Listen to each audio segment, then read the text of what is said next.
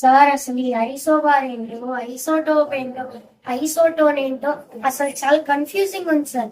ఇప్పుడు నాకు హెల్ప్ తీసుకోకపోతే నాకు కూడా బ్లాక్ ఏంట్రా ఏంటి నీ ప్రాబ్లం ఏంటి?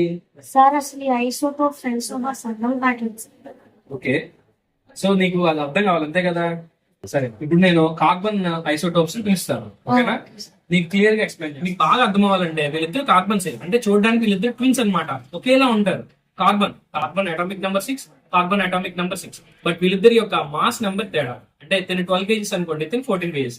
కేజీస్ అనేది మీకు అర్థం అవడం కోసం చెప్పాను, కానీ మాస్ నెంబర్ అంటాం. తిన మాస్ నెంబర్ 12, తిన మాస్ నెంబర్ 14. మాస్ నెంబర్ అంటే వీళ్ళ యొక్క న్యూక్లియస్ లో, అంటే ఈ ఆటమ్ యొక్క న్యూక్లియస్ లో ఎన్ని ప్రోటాన్స్ ప్లస్ న్యూట్రాన్స్ కలిపితే వచ్చే నంబరే మాస్ నెంబర్ అనేది.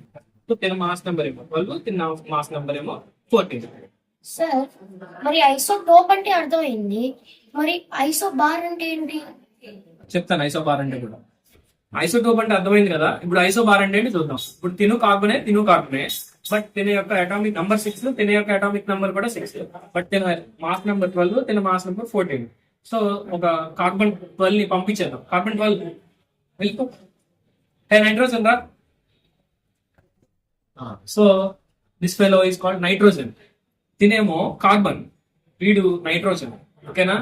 తినే యొక్క అటామిక్ నెంబర్ 6, వీడి యొక్క అటామిక్ నెంబర్ 7. వీళ్ళిద్దరు డిఫరెంట్ ఎలిమెంట్స్, చూడడానికి ఒకలా లేరు, కానీ వీళ్ళిద్దరికి ఒక థింగ్ కామన్ ఏంటంటే మాస్ నెంబర్ అనమాట. అంటే తినికి ఎంత బరువు ఉంటుందో తినికి అంతే బరువు ఉంటుంది. తిన 14, మాస్ నెంబర్ నైట్రోజన్ కూడా 14. సో ఇది ఐసోబార్.